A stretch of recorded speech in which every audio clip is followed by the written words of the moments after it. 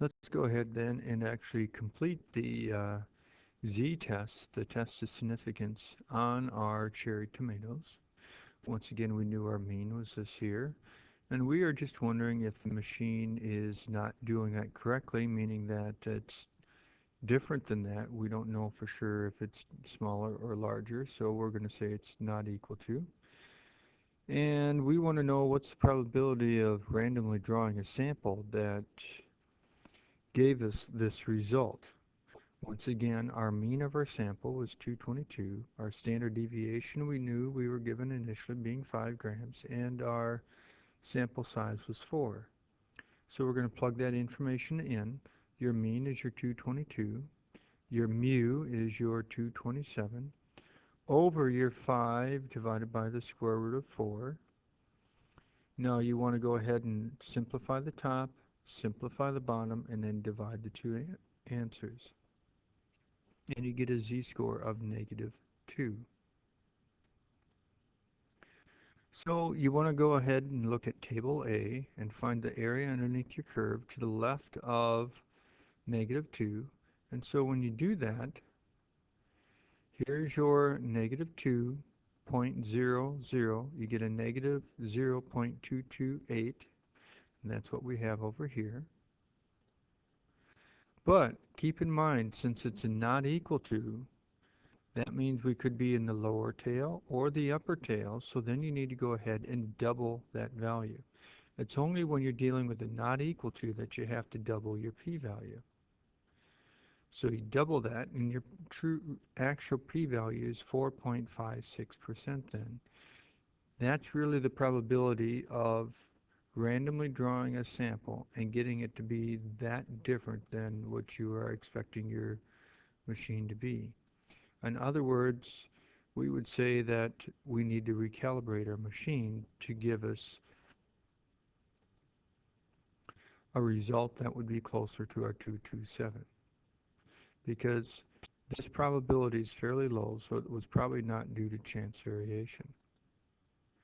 Now, you can go ahead and do a z-test, test of significance on your calculator. So let's go ahead and put this into your calculator. We're going to go ahead and hit Stat.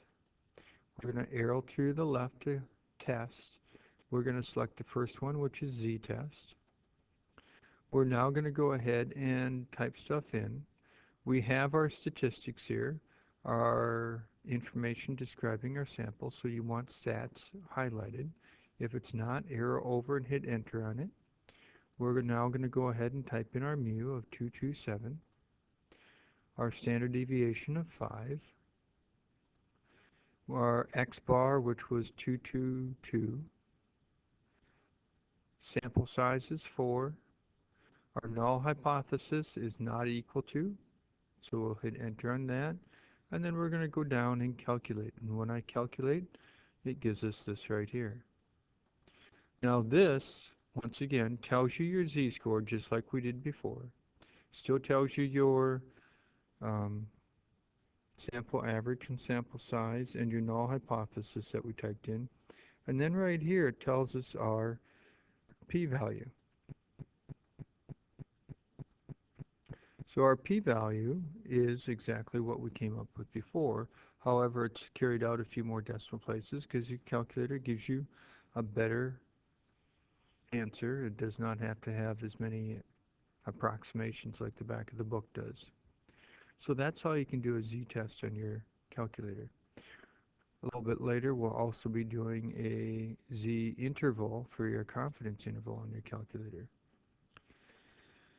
Now, we're going to also talk about your significance level. Your significance level, which is denoted as alpha, Greek letter, is the largest p-value that's tolerated for rejecting the true null hypothesis. Well, what we want to do is if your p-value that you get from doing your z-test is less than or equal to alpha, then we are going to conclude that we would reject your null hypothesis. If your p-value is greater than alpha, meaning larger than alpha, then we fail to reject your null hypothesis. So when we were looking at our particular problem, we had, for our tomatoes, we had a p-value being 4.56%. If alpha had been smaller than that,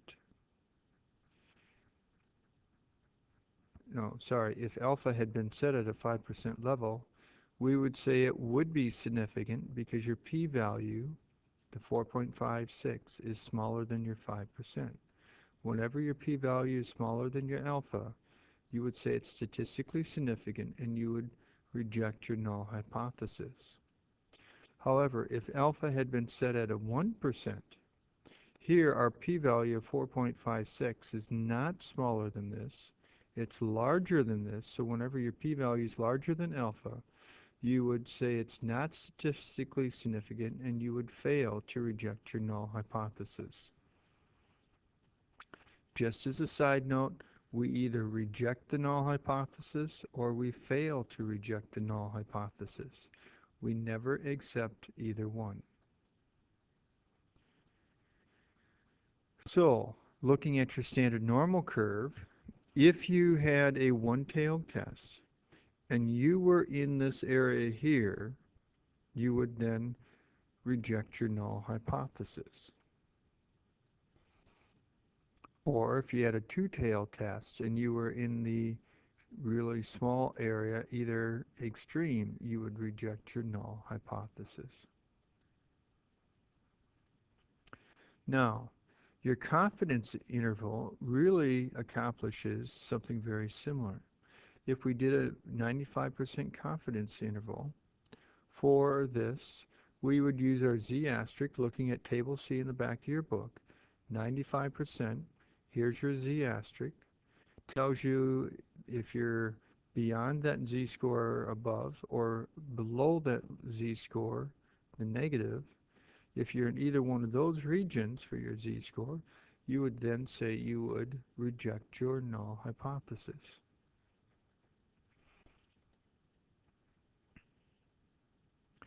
Now, when you're looking at this, just like what we were just talking about, if you are in one of your tails, if it's a two-sided test, the idea of this confidence interval only works if you're a two-sided test. If you're in one of the tails for your z, you would then reject your null hypothesis. And the area of each tail is 1 minus your confidence level divided by 2. And also each tail is your alpha divided by 2 when it's a two-sided test. So let's go ahead and find our confidence interval for our tomatoes. Once again, our null hypothesis is this here. Our sample average was 222. We would go then our average from our sample plus or minus our z star or z asterisk, and that's what we had right here, times your standard deviation divided by the square root of n. So you type that in, you get 222 plus or minus 4.9 grams. So if you go 222 plus your 4.9 grams, you get 226.9. If you go 222 minus 4.9, you get 217.1 grams. Now, since your 227 is not between these two numbers, it's on the outside, we would reject your null hypothesis. However, if the 227 ended up being inside your confidence interval, you would then fail to reject. Meaning, if your 227 ended up being between these two numbers, you would fail to reject. Now, we had said before our p-value that we were looking at, or not p-value, significance level was, say, 5%. So then your confidence level would be 95% because alpha and your confidence level have to add up to 100% for approaching it like this. So if you had a 90% confidence level, your alpha then would be 10%. So now let's go ahead and use your calculator to not just do a z-test, but to do your confidence interval. And what we looked at before and here You can also use this confidence interval on your calculator, which is number 7, Z interval. We're going to use our data. Right now, since we'd already put in this underneath the Z test, it still kept that there. Down below for our confidence level, we're going to go ahead and type in 95. We're going to go ahead and calculate it. And then it gives us our confidence interval that we ended up coming up with on the last slide. I would recommend going ahead and using your calculator to do your z-test and your confidence interval versus doing it by hand. If you want to do one or two by hand to kind of help you understand it, that's fine, but I would encourage you to go ahead and use your calculator in either one.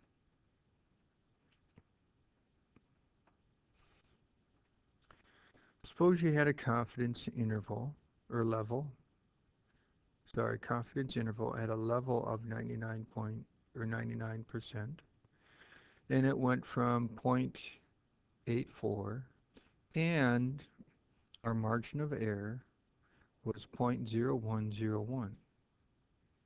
So if you plot your mean and go out 0.0101 on either side, that would be the length of these arrows. If you are anywhere within these arrows with your sample mean, you would be fine. So if your mean was at a 0.85, it's within the range of the arrows, you would not reject, you would fail to reject your null hypothesis. However, if you are not within the range of your mean, and suppose your mean ended up being a 0.86, if you had a 0.86 for your mean, you would have to reject that because that's not within the range of your confidence interval. And that would be at, since this is a 99% confidence interval, that would be at a 0.01 or a 1% level for your alpha. So we're looking for the observed effect. Your observed effect is always your mean from your sample minus what you are expecting the mean to be of your population. It's x bar minus mu. Suppose they had figured out the probability, the p-value, and we'd gotten this. That is a very small number. Since p is very small, whenever p is very small and smaller than alpha, you would say it's statistically significant and you would reject your null hypothesis.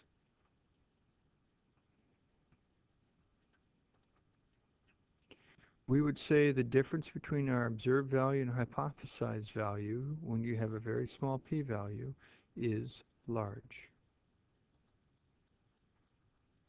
So continuing on with this one here, is it labeled correctly or incorrectly? And we would say incorrectly because we had a small p-value saying that it's really labeled correctly. So what would our alternative hypothesis be for this particular problem? Well, we would know the first three are wrong because they all refer to your sample. And because our hypotheses always refer to mu, the population, we know it's going to be one of the last. Now, for which one of these last three, it's all in the context of the problem. If we look at this, we suspect that the mean of the cashews is less than 4 ounces. So therefore, we're going to select D because we have mu being smaller than 4. When do we reject the null hypothesis? We reject the null hypothesis whenever your p-value is less than or equal to alpha. And this will be key for doing your homework, so you may want to have that highlighted. Your significance level is denoted as alpha. What would be a conservative choice for your level of significance? And that's alpha again. A conservative choice would be 0.01.